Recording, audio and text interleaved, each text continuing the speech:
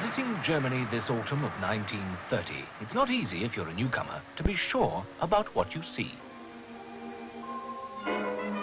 Is the countryside out there dull, drab, poverty-stricken, or simply peaceful?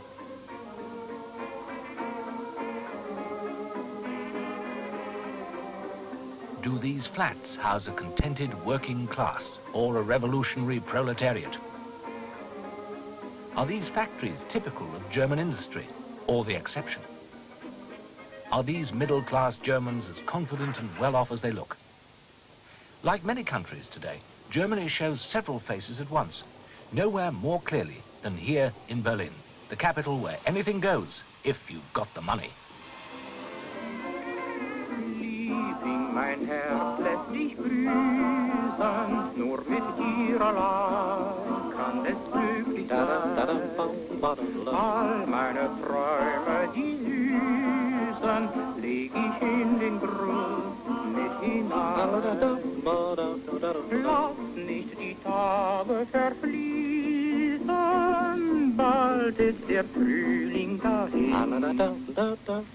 Liebling, mein Herz lässt dich grüßen und dir sagen, wie gut ich dir bin.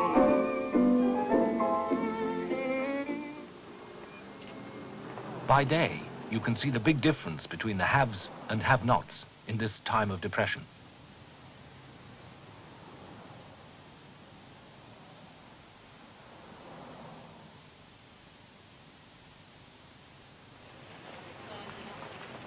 And here in Berlin, as throughout Germany, after the general election on the 14th of September, the people awoke to the startling news of the election result.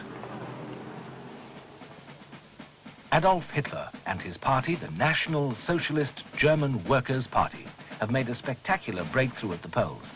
They have come from nowhere to command a total of 107 seats in the new Reichstag, not 106, as even the party's official newspaper at first put it, and are now the second largest party. They have polled nearly 6.5 million votes. But who is Adolf Hitler? Who are the Nazis? And how have they been able to achieve these remarkable election results?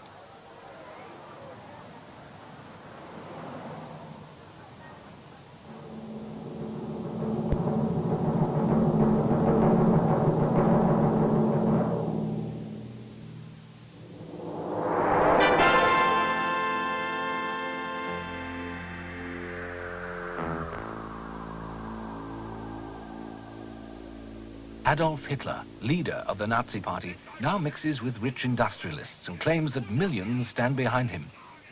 This is an extraordinary turn in the career of a former army corporal, once jailed for high treason.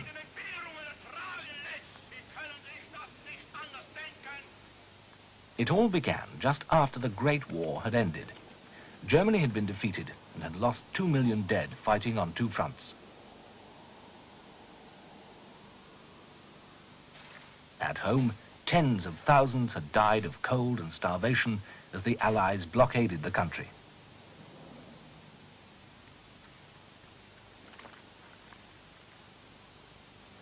The supply of arms and munitions to the army had, however, made vast fortunes for a few, like the industrialist Krupps.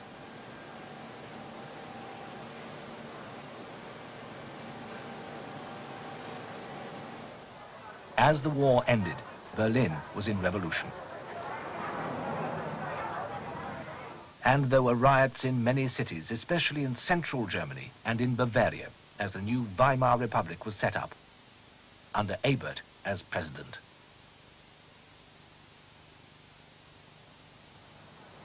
The middle classes and the ruling party, the Social Democrats, were frightened by the workers' and soldiers' councils which were being set up, as in Russia.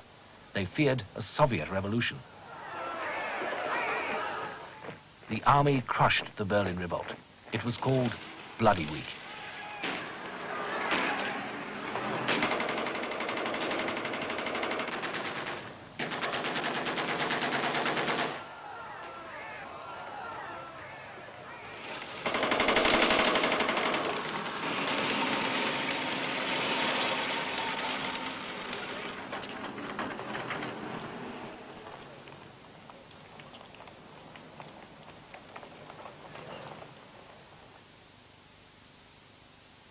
But to the south, in the chief city of Bavaria, Munich, something strange happened.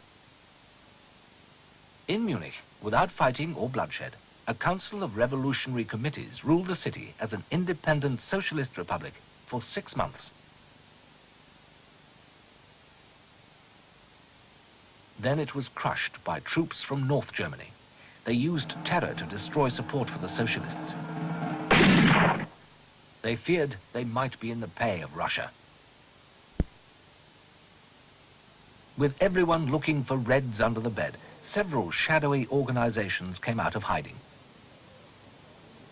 One of them was founded by Karl Drexler, a toolmaker. It was called the German Workers' Party. In spite of its name, it was an extreme right-wing group. Drexler blamed the Jews for defeat in the war, for the terms of the Versailles Peace Treaty, and for the economic chaos. This typical cartoon shows a German Jew inviting death to leave ruined Soviet Russia for Germany, saying, "Enter death. Our people in Germany have made everything ready."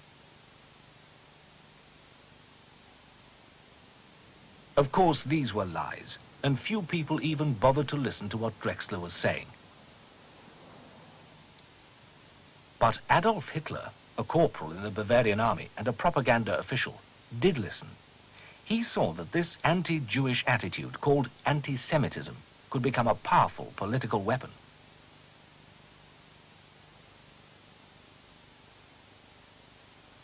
When food is short and times are hard and people are desperate, they look for someone to blame. He encouraged them to blame the Jews. Hitler joined the German Workers' Party in September 1919 and became its propaganda specialist. He was so good at public speaking that more and more people came to the party meetings.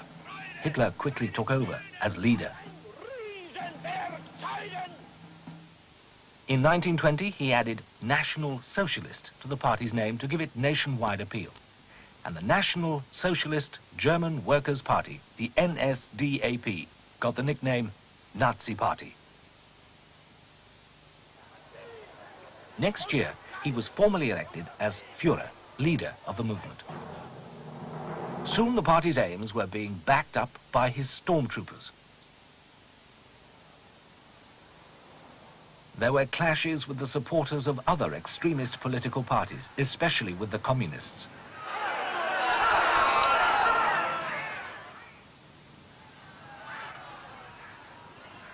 Life for many was very hard after the war.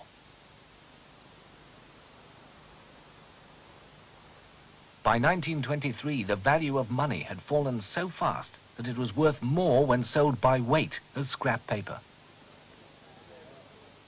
Every day there were long queues of people looking for work.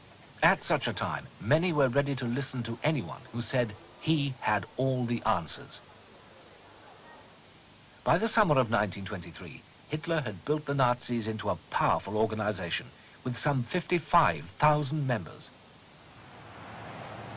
They started their own newspaper, the Völkische Beobachter, with money given by wealthy supporters. More importantly, Hitler was secretly being supported by the Bavarian government. We've obtained a letter written by Dr. Perner, police president of Munich. It shows he was shielding the Nazis.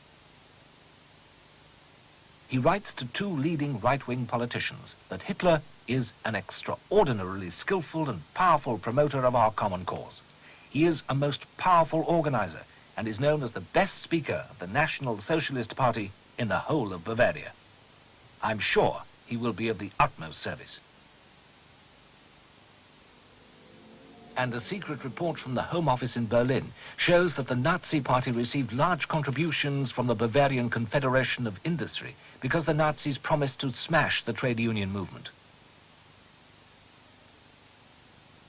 Our evidence also suggests that the Bavarian government was involved in a military plot to march north to Berlin to overthrow the government.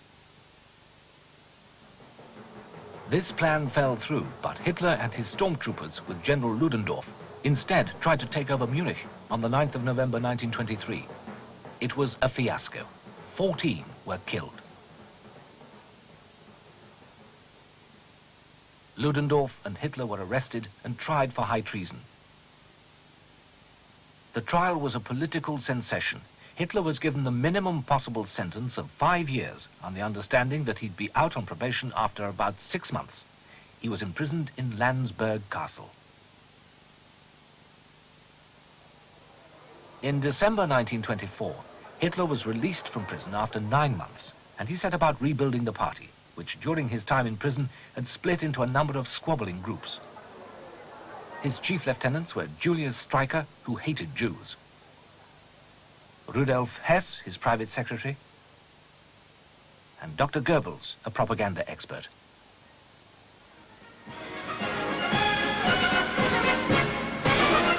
The stormtroopers were reorganized into battalions, thousands strong, to guard Nazi meetings, break up other meetings, and terrorize Hitler's opponents.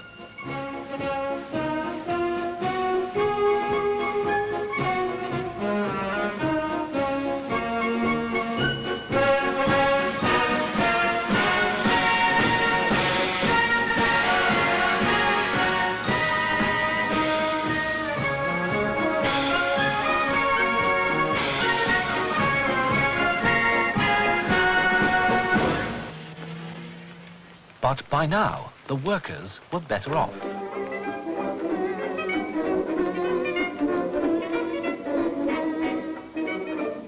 And the middle classes were also doing well.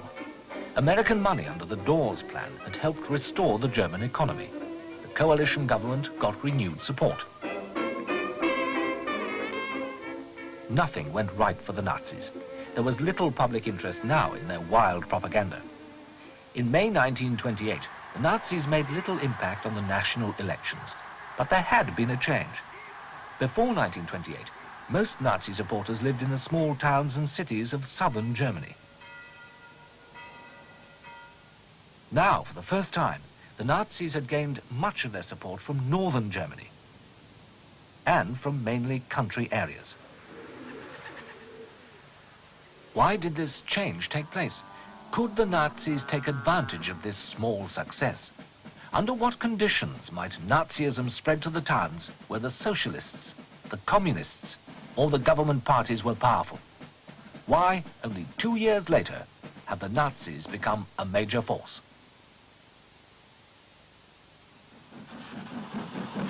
To understand why the Nazis have been so successful in the countryside, we traveled north to Schleswig-Holstein, an area of fenland.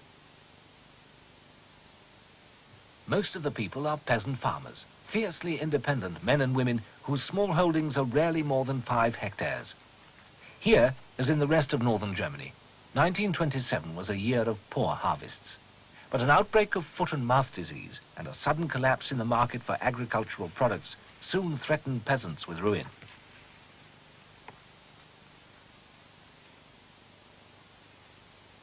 Many couldn't pay their debts. They were driven off their farms, and their land and cattle were sold. By 1928, the region was getting violent. There were pickets, mass demonstrations, and arson attacks. The Nazis saw their chance. Meetings were arranged in every hamlet and village. They blamed the farmers' troubles on the Jews and the democratic system. Posters like this urged, "German farmers, farmers, it is a matter of your house and home." The German worker expected the revolution to bring honor and beauty into his life. Now he is, when he can find work, the starving wage slave of the bank Jews. And now it's your turn, German farmers. Therefore, farmer, wake up. Join the ranks of our defense force. Fight with us in the National Socialist German Workers' Party. It worked. In local elections last year, 1929, some villages supported the Nazis 100%. Then, in America last year, the great financial crash stopped the flow of money to help German trade. Unemployment has now risen from under 10% 2 years ago to nearly 23% today, and only 63% of the population are in full-time work. As in the early 20s, economic difficulties have increased the appeal of the extremist parties. The working class has moved towards support for the communists at the expense of the socialists. The middle classes seem to be deserting the German nationalists for the Nazis. Our investigations suggest that in these troubled times, it is the disillusioned middle-class voters, the small traders, the artisans, the farmers, who see the Nazis offering real hope for the future.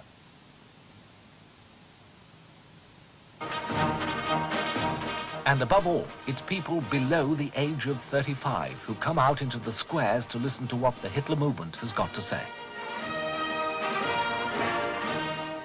The question is, what will Hitler do now? Will he join a government? For the Nazis are now the second largest party in the Reichstag. Will other groups work with him? As a nationalist and a socialist, it seems he could go either way. Will he choose left or right? Will he control his wilder followers?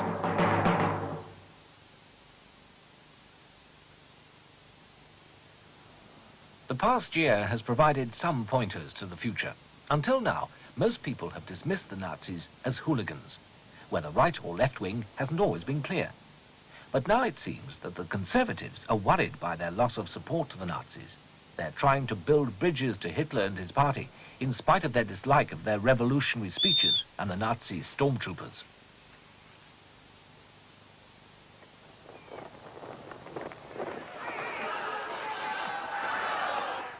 Here's part of a letter dated 8th of April this year, 1930, by a right-wing politician. He claims even big landowners are behind the movement today, and a great number of the sons of our leading industrialists, for instance, burglars, are active in its ranks. In August 1927, Kirdorf, the director of one of Germany's largest mining companies, joined the Nazi party and gave 100,000 Reichsmarks to the party.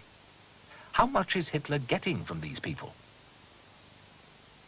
He always claims, "Millions stand behind me." Does he really mean millions of Reichsmarks from such people? But it's not just a question of money. Other industrialists and conservative politicians have done a great deal to make the Nazis respectable to the voters. Alfred Hugenberg, for instance, is the leader of the German Nationalist Party. The ex-managing director of Krupp Steel, Hugenberg today controls over 500 newspapers and owns Germany's new film industry. Yet, despite the fact that he's the leader of a rival nationalist party, Hugenberg has been using his media empire to build up the image of Hitler and his party. Many Germans have first seen Hitler and his brown-shirted stormtroopers on the newsreels of Hugenberg's Universal Film Corporation. Suddenly, Hitler has become news.